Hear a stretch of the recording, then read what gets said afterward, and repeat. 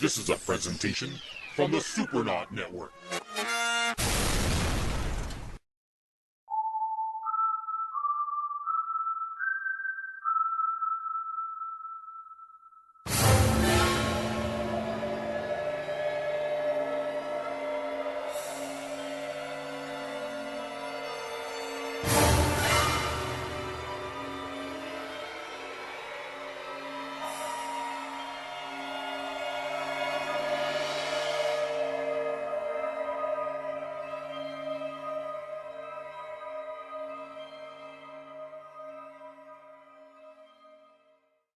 Greetings, Earthlings! Welcome to Resist or Serve, a limited event series of podcasts here on the Supernauts network. And I'm, of course, IAB, and with me here is Puck Propaganda. Hello, all X-Files fans. Thank you for joining. I mean, I guess this idea kind of came about when we were talking about the X-Files on the BOPX telekinesis episode. And it kind of started to balloon from there. Correct, yep. Went and turned into a, like you said, event series, and basically we're hoping to do one episode of this per season leading up to the new series. And then once that new event series kicks in, we'll try to get an episode. Yep, that's the plan. Well, if not episode per episode, then an overview of the new series. I mean, I guess it's only gonna be 6 episodes for now. For now. We'll see where it goes from there. So I guess the first question would be, how did you first learn about X-Files? And did you start watching it right away when it aired? Or did you tune in later? For me, it wasn't right away. It was season 2. And basically what happened was season 1, when season 1 aired, I was in grade 6. So at that time, I was living with my mom. And then grade 7, I went to live with my dad, because they were divorced, so I kind of switched back and forth every now and then, right? So grade 7, I was living with my dad, and he had a girlfriend that watched the show. So that's how I got into the show, was through her. And it also aired fairly late in the evening, my time. It was like 10:30, so I mean, when I'm 12 years old, that's getting close to when I'm supposed to be in bed, essentially. So anyway, I started staying up and watching the show with her, and the first episode I ever watched was Firewalker, Season 2, Episode 9. And I won't really talk about that episode right now, because that'll come up on our next podcast. But yeah, that was the first episode I ever saw. Me myself, I mean, I kind of... the first I learned about this show was actually from an article in Fangoria magazine, which was, I guess the article was written around the time they were making the first season. I guess the pilot had been made at that point, and they were just filming the first season. I mean, it's, you know, funny to think that, you know, Fangoria magazine, actually some bookstores got it here in Finland as imported. But yeah, I mean, that was it. But then I had to wait a while, because just when they finally started to show it here in Finland, that was like almost a year after it premiered in the US. Yeah, so you're getting close to around the same time. I guess it could be around that time. Yeah. Yep. Only you started with the beginning. And episodes. you know, I was kind of instantly hooked. As you know, I had read about this, and I thought, well, this could be interesting. I hope they show it here someday.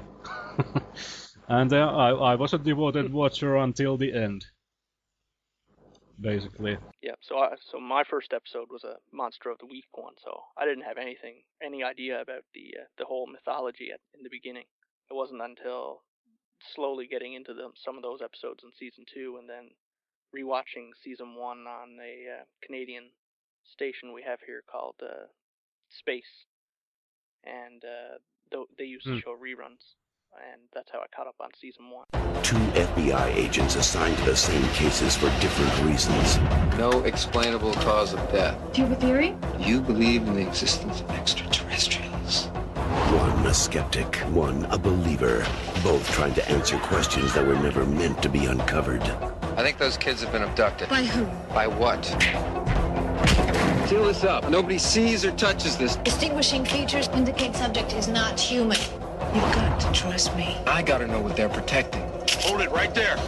Between reality and fantasy, You've got to protect me. terror and reason, Mulder, what are they? trust and betrayal, The X-rays and pictures! lie the chilling secrets Mulder, is that you? Mulder? of the X-Files. Agent Mulder, what are his thoughts? Agent Mulder believes we are not alone. The X-Files, a new dramatic series premiering Friday, September 10th on Fox. Let's look at season 1 then, overall. How was the overall feel of season 1 to you? Season 1 was good. I mean, I like all the seasons. But season 1, I'd say I did up an average because I like to do that when I do like music reviews and stuff. And what I came up with for season 1 was 7 out of 10, which is basically on my scale great. So season 1 was great. There was only like one really bad episode, which we'll probably get to later, and then there was like probably a handful of like so-so episodes, but they were still entertaining, and a lot of great episodes, and a few classic episodes thrown in as well. So overall, great season. I mean, I just recently revisited a certain select number of episodes, and the couple of things that I kind of noticed about season 1. I mean, it's your basic first season introductory season, you know, setting up characters, you know, introducing. Yes, definitely. You know, important characters for the future, like you know, Deep Throat, Smoking Man, introducing the lone gunman, and of course. That was actually a surprise to me when I kind of refamiliarized myself with it. I mean, Skinner was such a important part of the later seasons that it was kind of a surprise to me that he came in really late in season 1, like the fourth to the last episode. Yeah, it was Tombs. Whatever that one Tombs is. Somewhere around. It was a surprise. I in my memory Skinner was always there, but that wasn't the case. And you know, the partnership, it's not the same partnership in season 1, because I mean, like we see in the pilot, I mean, Scully is basically assigned to spy on Mulder, and more or less debunk his research. And I mean, that's one kind of storytelling device that kind of disappeared after season 1, with her writing reports about the weekly cases and, you know, speaking about them in voiceover. I mean, I'm not such a big fan of that storytelling device, actually. And another thing that I noticed about the pilot, I mean, it's the first and only time in the pilot there's a text before the opening credits that says that based on a true story. There's a... Yeah. It's all definitely based on true stories. I'm not surprised that they dropped that pretty quickly. No. But I mean, the look is right there since the pilot. I mean, the dark scenes, moody lighting, everything. I mean, and you know, Mulder's character is pretty much set right then and there. I mean, he has this dry... Mulder starts off the way he is, dry right humor, away, essentially. Eccentric. Even the sunflower seeds are set up right there in the pilot. I guess Scully was kind of a bigger problem for the showrunners. I mean, her character kind of changes throughout the first season a great deal, I noticed. Yeah, her character is definitely not developed as much in the beginning, but I guess it kind of hits a turning point at the Beyond the Sea episode. Yeah. Is when they really dive into breaking down who Scully is. And also there's a fun game that can be played around season 1, which is try to count all the different hairstyles that Gillian Anderson goes through. I mean, there's a lot. Yeah, trying to find the look that works. And of course there was the other problem for the showrunners when she became pregnant during the end of the filming, and then it becomes a game of see how her clothing becomes more baggy and her jackets become more long. Yeah. Yeah, it's always interesting when shows do that. I remember Seinfeld did it a lot with Elaine. Yeah, in the too, I believe. final episodes, it's pretty much, what piece of furniture she can hide behind. But yeah, introductory season, pretty much setting up style and whatnot. It awakens once every 30 years to kill. Undetermined points of entry. Each victim had their liver removed. But this time, Position 10 requesting backup. 2 FBI agents Oh my God, Mulder. will be waiting for it. The X-Files, an all-new episode, Friday at 9, 8 Central. Alright, let's go with favorite episodes. You can go first. Okay. First favorite episode I'll go with is probably a very obvious one, Ice. And even though it's basically a ripoff of The Thing, they do it so well that it doesn't really matter. It's just all paranoia, and obviously we don't get all the gruesome effects that The Thing has, but they play up the paranoia aspect of it, and amazing guest stars. Like, I mean, there are three guest stars on that episode. Xander Berkeley, Felicity Huffman, and Steve Hittner, I guess is his name.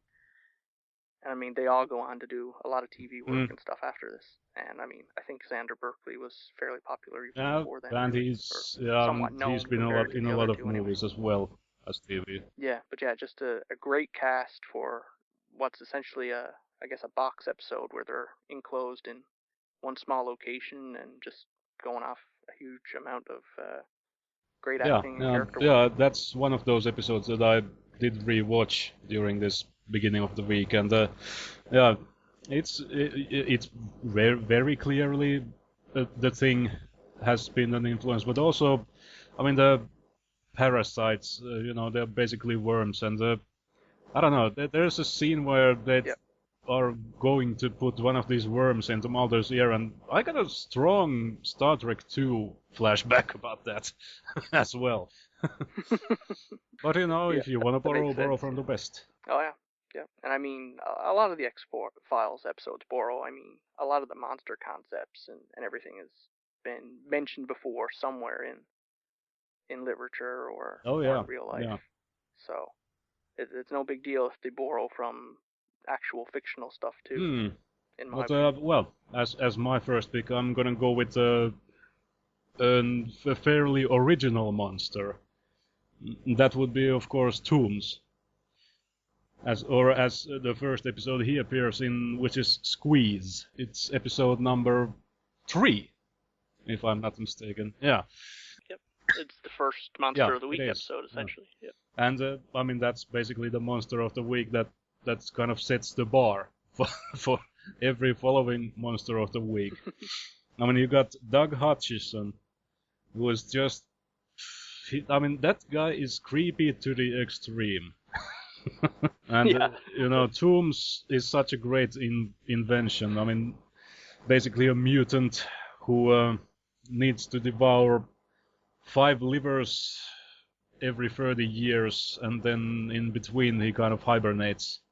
Yeah, it's got a lot of great concepts going on at the same time with the whole, like, the hibernation, and basically he's a serial killer that's been around for close to 100 years, and if not longer. I don't know if did they reveal exactly when he was I guess born they set up created, that he's like from 1903 is the first sighting, so at least 100 years. But also the great kind of convention that he can stretch his body and twist and contort his body so he can attack his victims from the most uncomfortable places you can go into a house, like through a chimney or ventilation shaft or whatever. Yep.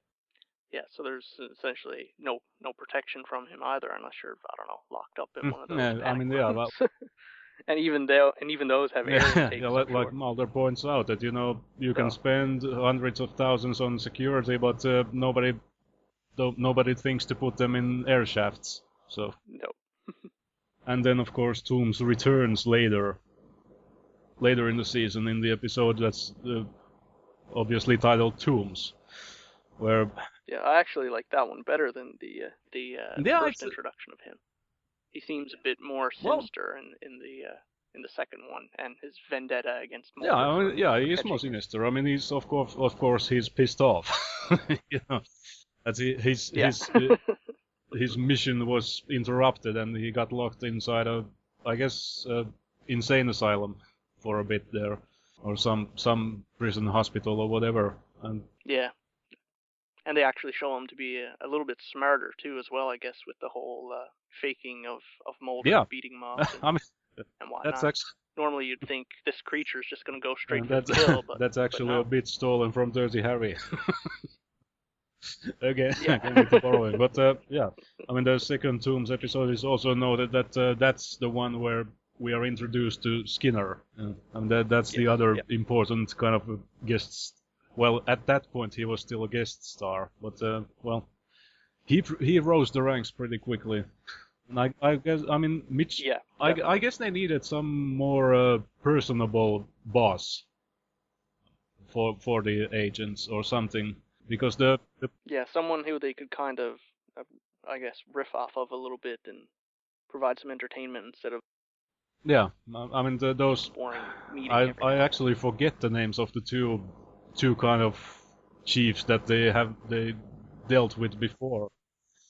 That's the reason why they needed a Skinner, I guess, because those guys were just kind of gray cardboard, you know, your typical bosses. Yeah, and up until that point, they didn't think cigarette smoking man could talk. Apparently, but producers didn't know that the actor had a voice. It's kind of funny. I mean, he's there when Skinner is introduced. He's again there, standing in the corner of the room smoking. But in his first appearances, he does not speak. It's kind of no. So, what would be your second choice? My second choice, I'll go with Beyond the Sea. Just because of the importance, I guess, of that episode in helping turn Scully into a more likable and that's the one character. where they kind of found her voice, so to speak. Yeah, definitely. So basically, what happens, I guess, is her father dies, and then they meet a prisoner on death row who I believe Mulder put there a while back at some point pre-show. And anyway, the prisoner claims he can use psychic powers, and he can talk for Scully's father and share information with them on trying to help a kidnapper. So it touches in a lot of Scully's faith, which we didn't really have a lot of insight into it before then, and shows that she could possibly start to believe in some of this stuff as opposed to being totally a critic and critical of everything Mulder talks about. And what a great guest star. Yes, definitely. Brad Dourif. Dourif? Yeah. Is that how you pronounce his last name? Dourif, yeah. He was just awesome in that episode as the Luther Lee Boggs. Again, the character. There we go. Yeah. great southern sounding. Yeah, and of course, you know, 3 names like all the famous killers tend to have. Yes. That's very true as well. But yeah, that was definitely a great episode. It's haunting. Yeah, it's also the first episode that starts bringing the, I guess, popular music into the X-Files. They use the Beyond the Sea, and I believe there's some of that the Watchtower song or whatever by Jimi Hendrix. Well, that's I think that's kind of a trick that Glenn Morgan and James Wong have, who were the writers of the episode. I mean, they use this in later seasons. They also use some of these famous pop songs. Yes. Yeah, some more famous ones than in this episode that we'll definitely get to. And also another great guest star is the great Don S. Davis, who plays Scully's father in the beginning of the show. Yes, that's right. He was on and Stargate, as well, wasn't he? Yeah. The TV show later on. Stargate, yeah. Yes, that's right as well. I forgot about that. Another episode from you then now, I guess. I'm gonna go with Darkness Falls. That was a real scary one Yeah, for me. yeah. That's one of those episodes that I saw in season 1 that I have always remembered afterwards, about the creepy insects that eat your flesh or drain your body and glow in the dark. Up there in the, I guess it's northern Washington state, or was it Oregon? I forget. But anyway, Yeah, I one mean, of the two anyway. I guess the story goes that a group of lumberjacks have cut down these hundreds of years old giant redwoods, and inside these redwoods live these creatures that have been there for a long time, kind of dormant, and when they wake up they are hungry. And Hungry and both, pissed. yeah. I mean, that's the thing about that. I hate bugs.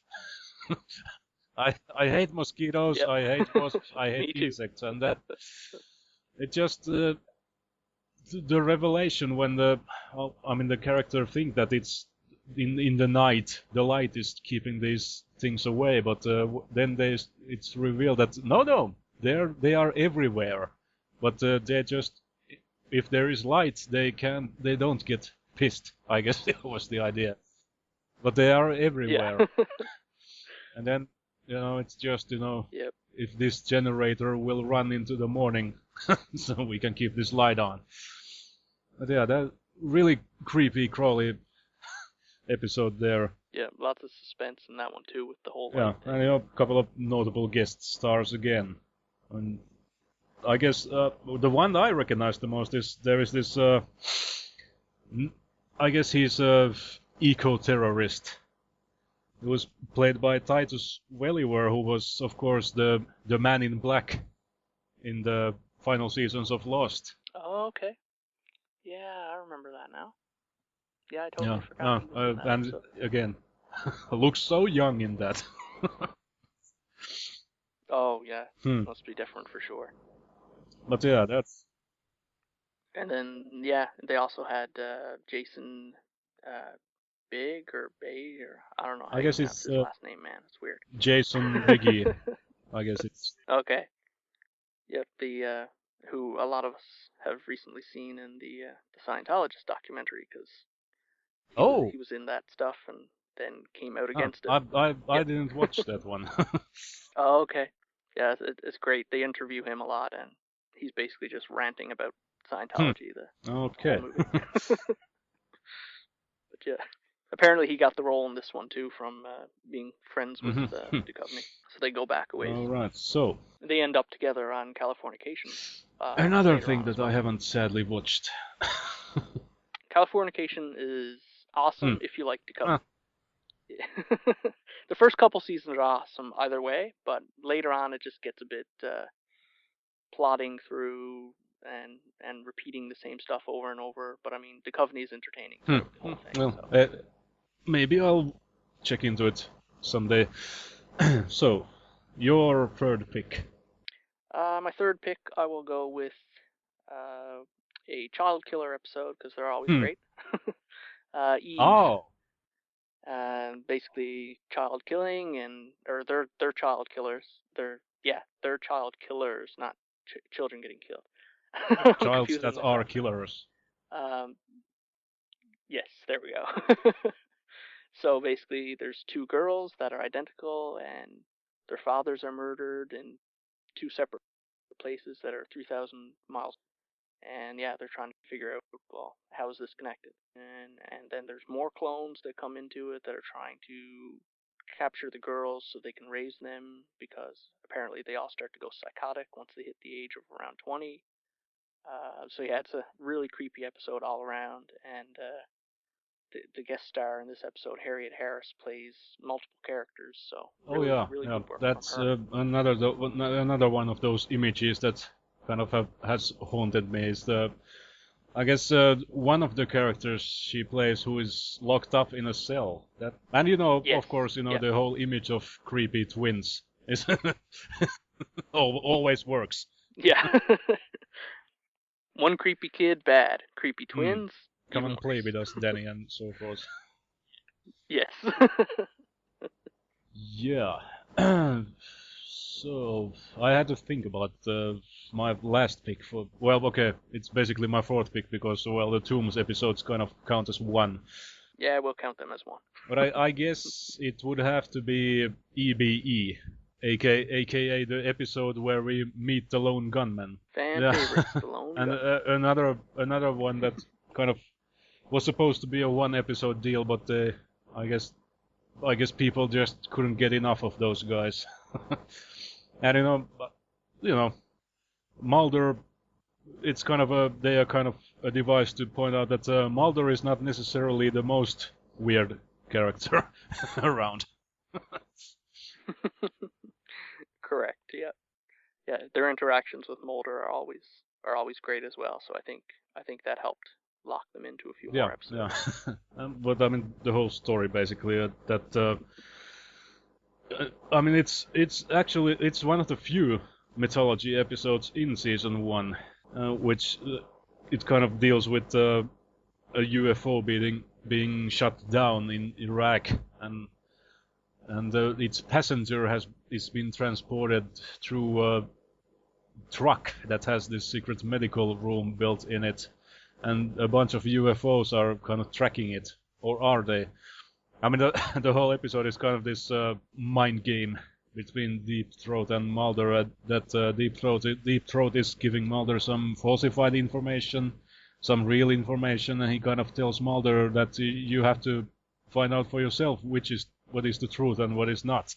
Yeah, it's probably the first episode where you're actually given that sort of treatment by the X-Files as to what actually is going on here. Is what you see.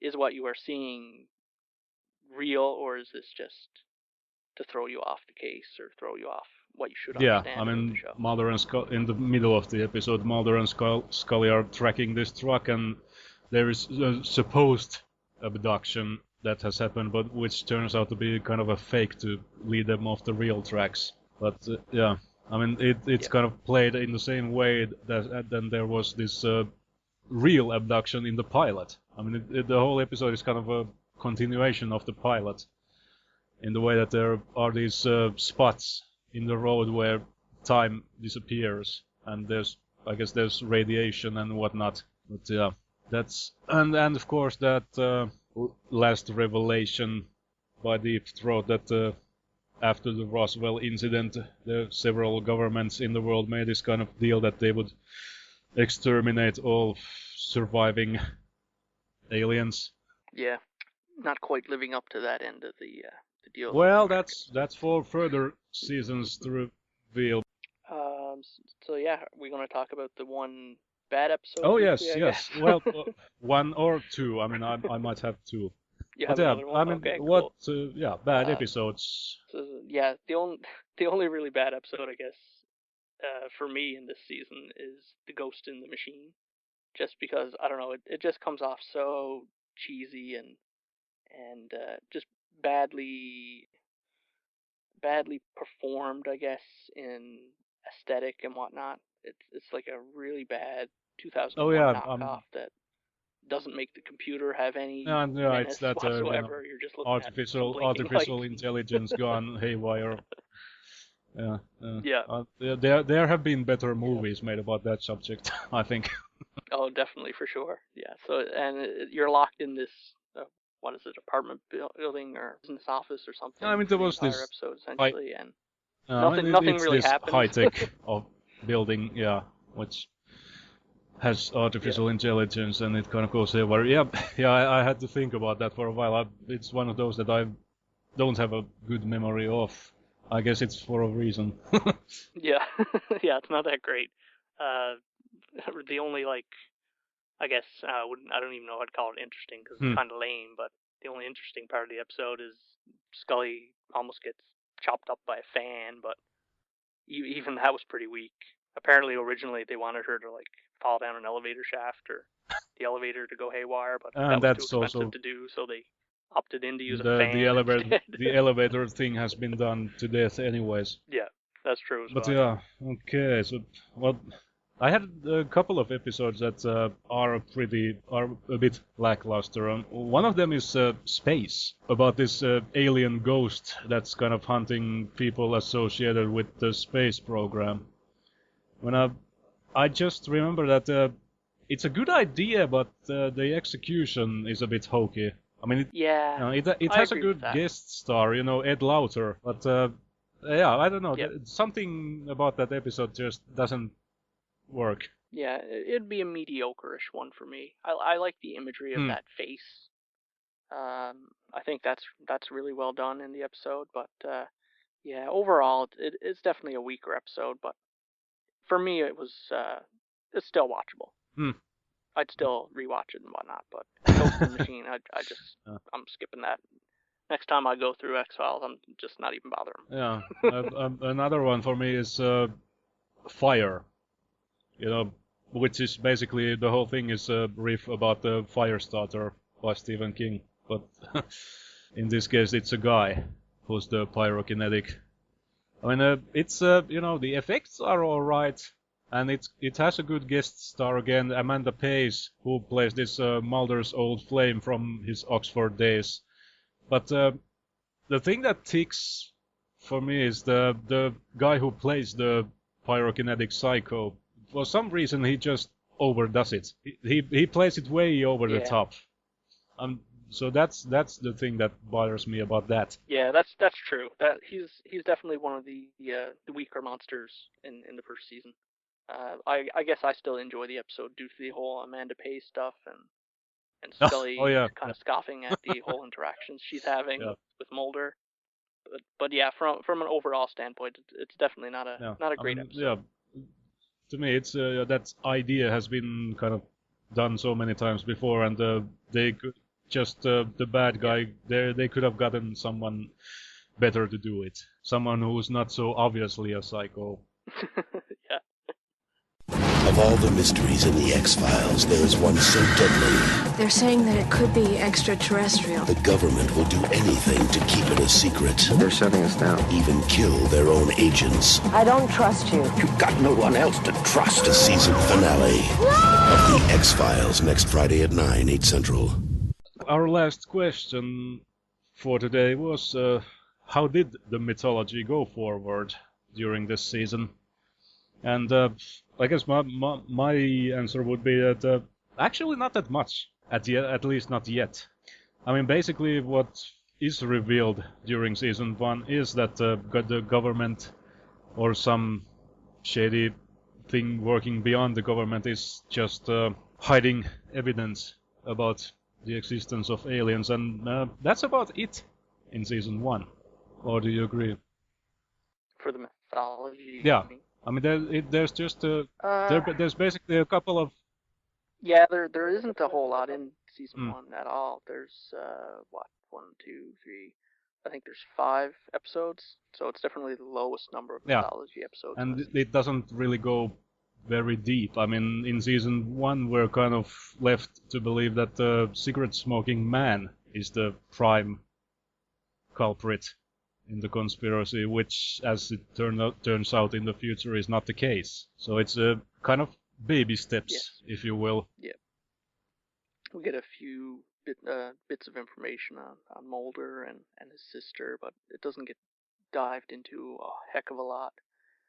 And I guess most of the mythology episodes revolve around Deep Throat, who doesn't really make an appearance in the show anymore. Yeah, well, season 1. oh yeah, that was that kind of basically that moment in the last episode, the Erlenmeyer flask, kind of, I guess it kicks the mythology into high gear when Deep Throat is killed.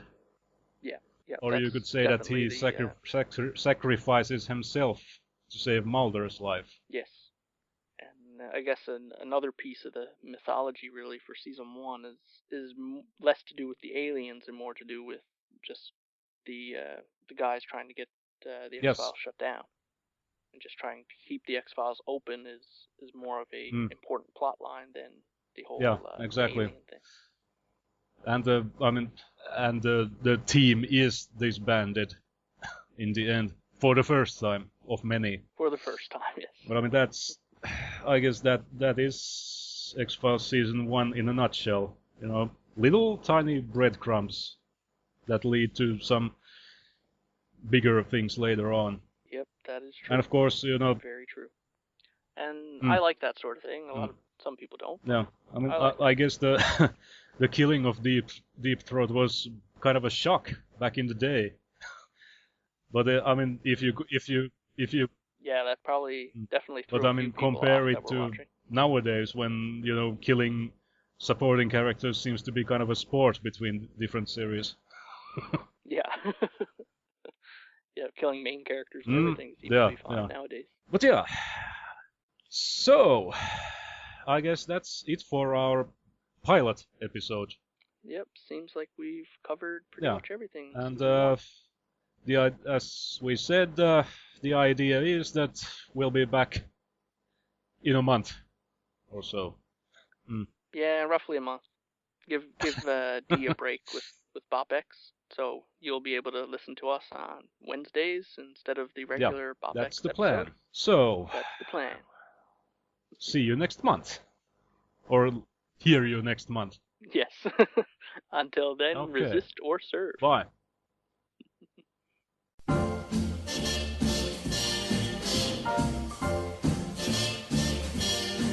Somewhere beyond the sea, somewhere waiting for me, my lover stands on golden sands and watches the ships that go sailing. Somewhere beyond the sea, she's there watching for me.